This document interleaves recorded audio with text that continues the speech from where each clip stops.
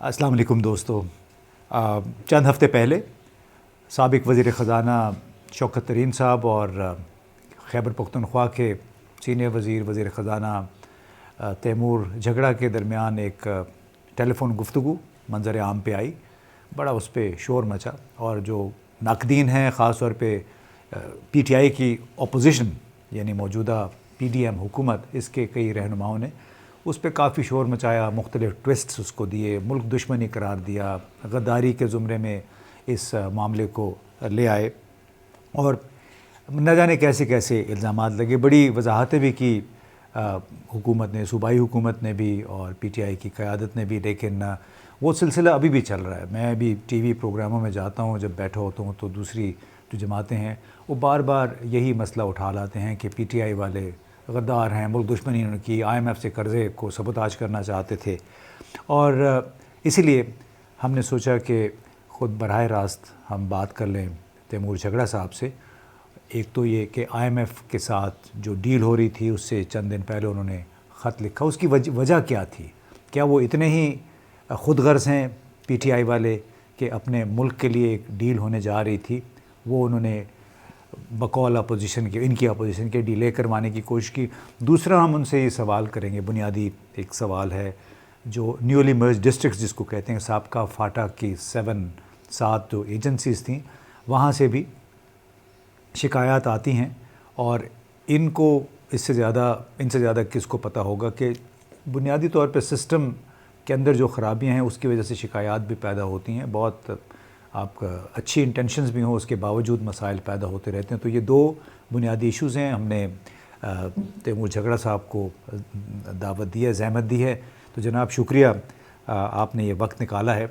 تو بتائیے گا کہ ایک جو آئی ایم ایف کے خط کو آپ نے خط لکھا، اس کے حوالے سے اتنی بڑی کنٹروورسی پیدا ہوئی، اس کا کانٹیکسٹ کیا تھا؟ اور تو بہت مشکل صورتحال، اقتصادی صورتحال پیدا ہو رہی تھی، سب کو معلوم تھا، سیلاب بھی آ گئے تھے. تو آپ ذرا ہمارے ناظرین کے لیے اس کی وضاحت کیجیے، کنٹیکسچولائز کریں اس کو، پورے کنٹروورسی کو. دیکھیں جی، پہلے تو آئی ایم ایف کو کوئی خط نہیں لکھا، یہ بات تو کلیئر ہے، اس پہ دوبارہ آتے ہیں. لیکن اصلی کانٹیکسٹ آج کے حالات ہیں. آئی ایم ایف کی ڈیل تو ہو گئی، مجھے خوشی ہے کہ ہو گئی، لیکن ملک کی جو معیشت ہے اس کی تباہی نہیں رکی. اور اس تباہی میں جو چیلنجز خیبر پختونخوا کو درپیش ہیں اس میں کوئی پیش رفت نہیں ہوئی، بلکہ آج ہم اس چیلنج میں ہیں اس وفاقی حکومت کی وجہ سے کہ یہ ہمیں ڈیفالٹ پہ لے جانے کی کوشش کر رہے ہیں اور ہمیں شاید اپنا پورا بجٹ دوبارہ سے دیکھنا پڑے، صرف اس لیے کہ قبائلی اضلاع کے 30 ارب اور نیٹ ہائیڈل پروفٹ کے 60 ارب، تقریباً یہ 90 ارب روپے ہو گئے جو ہمیں ان سے مل نہیں رہے اور ان سے کوئی خاطر خواہ انگیجمنٹ نہیں ہوئی ہے. شاید یہ اپنے مسئلوں میں بزی ہے. ان کو جو آئی ایم ایف کی انگیجمنٹ مہینے میں ہونی چاہیے تھی، 4-4.5 مہینے میں ہوئی. مفتاح اسماعیل نے خود ایسے بجٹ بنایا جو کہ اس کو آئی ایم ایف کے کہنے پہ چینج کرنا پڑا. انہوں نے کہا کہ ہمیں اپنے دوست ممالک سے ہیلپ ملے گی، آج وہ خود کہہ رہے ہیں کہ نہیں ملی.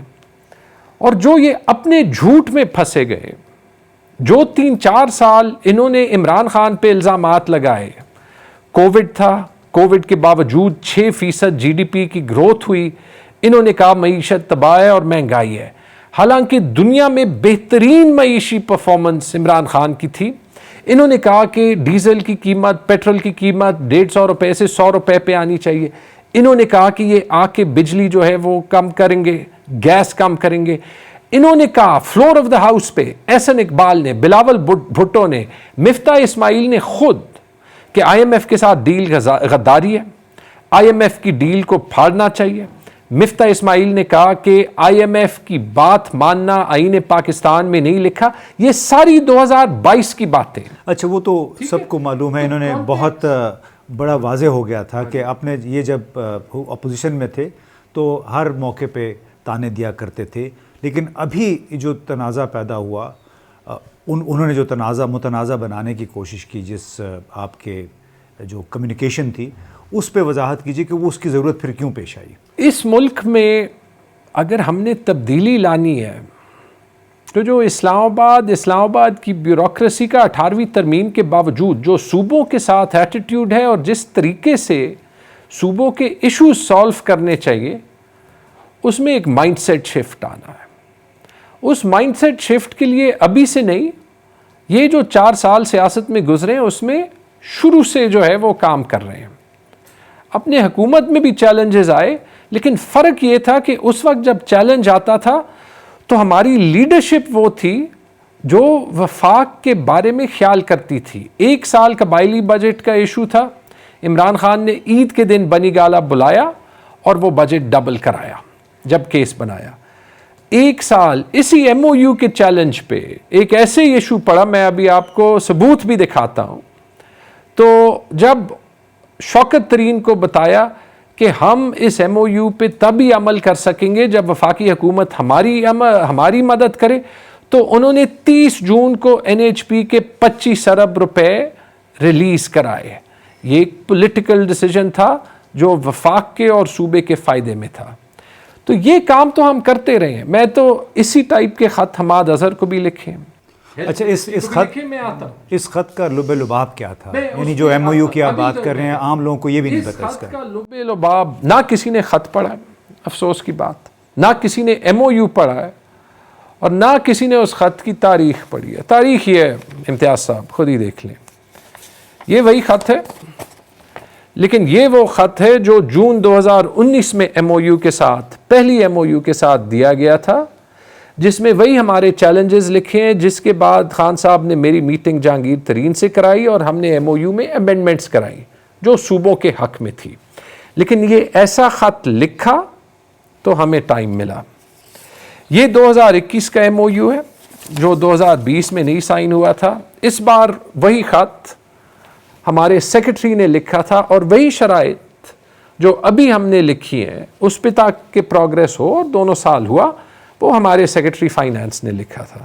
جب یہ گورنمنٹ آئی تو وفاقی بجٹ پریزنٹ ہونے سے پہلے میں خود مفتاح اسماعیل کے پاس گیا، اس کے باوجود کہ سیاسی تلخی تھی، اور ان کو کہا کہ ہمیں ان 2 چیزوں پہ مدد کریں، این ایچ پی پہ اور بالخصوص قبائلی اضلاع کے بجٹ پہ، جہاں پہ سیکیورٹی ایشوز کا چیلنج آج بن گیا ہے. اور ان کو یہ کہا کہ آپ نے جو بجٹ کم کیا ہے قبائلی اضلاع کا، ہمارے پاس تنخواہوں کے پیسے بھی نہیں ہوں گے اور آپ کو یہ ٹھیک کرنا چاہیے. ان کے آفس میں ملے، پرائم منسٹر سے بھی این ای سی میں بات کی، اس کے بعد مفتاح اسماعیل کے آفس میں ملے، ہاتھ ملایا اور انہوں نے کہا کہ وہ بجٹ 60 ارب سے 74 ارب روپے پہ بڑھا دیں گے. یہ بات ہے 9-10 جون کی. انہوں نے پھر سپیچ میں جو انہوں نے وعدہ کیا تھا کہ وہ اعلان کریں گے، کیونکہ انہوں نے کہا تھا کہ کتابیں پرنٹ ہو چکی ہیں، وہ اپنے وعدے سے مکر گئے. یہ ہے پورے پاکستان کا فائنانس منسٹر. اس کے بعد جب ایم او یو کی بات آئی تو یہی ایشوز ان کو کہ اگر ہم کو ایم او یو پہ تعاون کرنا ہے خیبر پختونخوا کو، تو سرپلس چھوڑنے کے لیے ہمیں وفاق کی مدد کی ضرورت ہے. وہی خط پہلا ان کو لکھا 29 جون کو. اس کے بعد انہوں نے میٹنگ بلائی. اس میٹنگ میں ہم نے ڈسکشن کی، ان کو سارے فیکٹس اور فگرز دیے، ان کو قبائلی اضلاع کا بجٹ دکھایا اور یہ کہا کہ ہم ایم او یو سائن کریں گے، لیکن آپ ہمارے ساتھ یہ وعدہ کریں گے کہ جلد سے جلد آپ ہمارے یہ مسئلے حل کریں گے. ہم بغیر کسی اور ڈیلے کے آپ کو ایم او یو 24 گھنٹے میں دے دیں گے. یہ ہے وفاقی حکومت کا خط، جس میں اسماعیل آپ خود دیکھ لیں، مفتاح اسماعیل صاحب نے بھیجا تھا، اور اس میں لکھا ہے The issues highlighted in the letter were discussed at length and it was agreed that they will be resolved through mutual consultations in the earliest. کہ جلد سے جلد ہم ان کو سالو کریں گے. یہ ہے وفاقی حکومت کا وعدہ 5 جولائی. اور 6 جولائی کو ان کو ایک دن کے اندر یہ ایم او یو دیا، اور یہ میں نے مفتاح اسماعیل کو واٹس ایپ پہ اس کی کاپی بھی دی اور اس کو یہ بھی کہا کہ مفتاح صاحب آپ سے وعدہ کیا تھا کہ ایک دن میں آپ کو ایم او یو دیں گے، اور وہ ایم او یو دیا. لیکن امتیاز صاحب یہ پڑھ لیں، صرف میں یہ ریکویسٹ کروں گا کہ آپ ہی پڑھ لیں کہ اس ایم او یو کے فرنٹ پیج پہ لکھا کیا ہے. آپ ہی ذرا پلیز، میں ریکویسٹ کروں گا کہ یہ 3 لائنیں آپ ذرا خود ہی پڑھ لیں تاکہ پبلک کو پتہ چل جائے. اور میرے علاوہ بھی کوئی اس کو پڑھ لے کیونکہ یہ کسی نے نہیں دیکھا. The provincial government of Khyber Pakhtunkhwa basically agrees to sign the MOU sent subjected to the conditions spelled out by the Minister for Finance in this letter accompanying the MOU. کیا مطلب ہوا؟ مطلب یہ ہوا کہ ہم نے جو ان کو MOU بھیجا اس کی شرائط ہی وہ شرائط تھی جو ان کو 29 جون پہ لکھا تھا، جو 6 جولائی پہ لکھا تھا، اور جو اس کے بعد 26 اگست کو ان کے خط میں لکھا تھا، اور بیچ میں ان کو ہر ہفتے فون پہ ریمائنڈ یعنی ان کو آپ یاد دہانی کرواتے رہے کہ آپ یہ ہماری شرائط ہیں. جو ضروری بات ہے، جو لیگل بات ہے، جس کی وجہ سے مجھے 100% اطمینان تھا کہ جو میرا خط ہے اس سے IMF پہ کوئی ایشو نہیں ہوگا، کیونکہ جب یہ MOU کا حصہ ہے تو یہ جو ہماری شرائط ہیں یہ تو ہمارے MOU کے ساتھ IMF کے پاس پڑی ہوئی تھی. یعنی IMF کو بھی معلوم تھا، وفاقی حکومت کو بھی معلوم، 6 جولائی سے معلوم، اور اس کے باوجود انہوں نے اس کو سیاسی مسئلہ بنا دیا. پھر انہوں نے کہا کہ انہوں نے سرپلس ٹارگٹس سے بیک ٹریک کیا کہ ہر صوبے کو سرپلس چھوڑنا تھا، سرپلس ٹارگٹ سے بیک ٹریک کیا. اور یہ ان کے جو وہ سیاستدان جن کو کچھ پتہ بھی نہیں ہے، وہ جیسے آپ کہہ رہے ہیں ٹی وی پہ بتا رہے ہیں، پہلے تو کسی نے MOU دیکھا نہیں. اب 26 اگست کے خط پہ آتے ہیں. اس خط کو بھی آپ دیکھ لیں.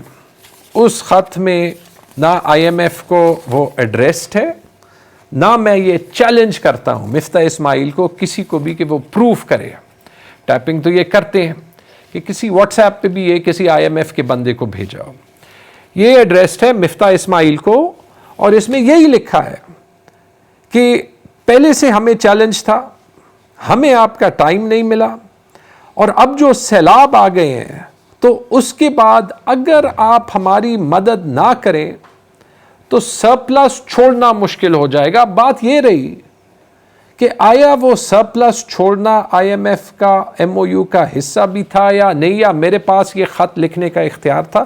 ایک میں آپ کو آخری کاغذ دکھاؤں گا امتیاز صاحب، وہ ہے MOU. آج مجھے افسوس سے یہ کہنا پڑتا ہے کہ بہت سے ایسے صحافی ہیں جو کہ ابھی صحافی کم رہ گئے ہیں اور انہوں نے یا ایک سائیڈ لے لیا یا دوسری سائیڈ لے لی ہے. یہ پہلی بار جب MOU پہ بات ہوئی مفتاح اسماعیل سے تو مزے کی بات یہ ہے کہ انہوں نے خود MOU نہیں پڑھا تھا، لیکن میں آپ کو MOU کی شق نمبر 5 سناتا ہوں. ہاں، تاکہ لوگوں کو معلوم ہو سکے. شق نمبر 5 میں یہ لکھا ہے، اور یہ یاد رکھیں کہ اس MOU کے سائن کرنے کے بعد نہ سندھ نے اپنے بجٹ میں وہ سرپلس چھوڑا، نہ پنجاب نے چھوڑا. سندھ نے ڈیفیسٹ کا بجٹ دیا، پنجاب نے MOU پہ 400 ارب کا سرپلس کا سائن کر کے صرف 100 ارب کا سرپلس چھوڑا، اور پھر انہوں نے الیکشن جیتنے کے لیے 100 ارب کی بجلی کی سبسڈی جو ہے وہ اناؤنس کی، جو کہ IMF کے سارے شرائط کے خلاف تھا جب حمزہ شہباز چیف منسٹر تھے. ہم نے تو یہ نہیں کیا. میں نے وہ خط کیوں لکھا اور میں آج بھی اس خط کے ہر لفظ پہ کیوں کھڑا ہوں. 5ویں شق کیا کہتا ہے؟ وہ کہتا ہے کہ فسکل کوآرڈینیشن کمیٹی جو سارے وزیر خزانہ کی کمیٹی ہے سارے صوبوں کی اور وفاق کی shall review progress on achieving the targets in the MOU at the end of every quarter. ہر 3 مہینے بعد وہ MOU کے ٹارگٹس کو دیکھے گی. In case the federal and any provincial government is unable to achieve any targets that are due at the time of the review, such government shall provide a justification in writing, laying out the reasons for the inability thereof, and shall explain how it proposes to reach the target. یعنی وجوہات اگر آپ یعنی وہ کہہ رہا ہے کہ اگر آپ کے پاس مسئلہ ہو تو آپ نے وفاقی وزیر خزانہ کو خط لکھنا ہے اور لکھنا ہے کہ آپ کے پاس کیوں مسئلہ ہے. کسی ایک یہ جو نیوٹرل میڈیا پرسن ہے اس نے یہ بات دکھائی؟ ایک بار مفتاح اسماعیل نے یہ MOU دکھایا؟ ایک بار کسی نے یہ بات کی؟ انہوں نے تو ایک فون کانورسیشن ٹیپ کر کے نہ یہ دیکھا کہ اس فون کانورسیشن سے پہلے کیا ہوا ہے، اس فون کانورسیشن کے بعد کیا ہوا ہے، اس خط میں جو ہے وہ لکھا کیا ہے، وہ فون کانورسیشن جائز ہے یا ناجائز ہے. میں تو کہتا ہوں کہ میری ہر فون کانورسیشن نکالے اور جو بھی بندہ سرکاری تنخواہ لیتا ہے یہ قانون بنائے کہ اگر ہم نے ایسے ہی ان لوگوں پہ سپائی کرنا ہے جن کو ہم نے ذمہ داری دی ہے تو قانون بنائے کہ ہماری کوئی بھی کانورسیشن پرائیویٹ نہیں ہوگی. ورنہ سب کے ڈرائنگ رومز میں دیکھیں اور یہ ہر کوئی بتائے کہ کوئی ایسے بات کسی نے کی ہے جو کہ وہ پبلکلی نہیں بتانا چاہتا. لیکن جو حقیقت ہے وہ خط ہے جو میں نے آپ کو دکھایا. وہ حقیقت وہ MOU ہے جو کہتا ہے کہ میں نے خط لکھنا ہے جب مجھے مسائل ہوں. وہ حقیقت یہ بات ہے کہ اسی طرح سخت خط میں نے اپنے حکومت کو بھی لکھے خیبر پختونخوا کے، کیونکہ حقوق کی بات ہے. اور وہ حقیقت یہ ہے کہ اس سیلاب کے بعد وفاقی حکومت یہ کہہ رہی ہے کہ 4200 ارب روپے ہمیں لگانے پڑیں گے سیلاب پہ. چاروں صوبوں نہیں لگانے ہیں نا. تو اس میں تو ان کو ہمارے ساتھ مل کے IMF کے پاس جانا چاہیے کہ ہمیں اپنے ملک کے لوگوں کو تباہی سے بچانا ہے. ہمارے سیاسی اختلاف ایک طرف، لیکن جو فائنینشیل ریلیف ہم نے دینی ہے اس میں ہم نے ایک جیسے کام کرنا ہے. لیکن ایک چیز ہے جی، اور وہ چیز یہ ہے امتیاز صاحب کہ جب آپ کی نیت ٹھیک نہیں ہو تو پھر آپ کوئی چیز ڈیفینڈ نہیں کر سکتے. جب آپ کی نیت ٹھیک ہو بالکل ہو تو پھر مجھے کبھی مسئلہ نہیں ہوا کہ جو جب بھی جتنی بار بھی پوچھے اس کا جواب دینے کے لیے تیار ہوں. یہ ڈاکیومنٹس میں نے پہلے اس لیے نہیں دکھائے کہ میں نے یہ سمجھا ہی نہیں کہ اس وقت ڈیفینڈ کرنے کی ضرورت تھی. سیاسی طور پہ بھی ٹھیک تھا، لیگل طور پہ بھی ٹھیک تھا، اور مجھے فخر ہے کہ میں اپنے صوبے کے حقوق کے لیے کھڑا ہوا.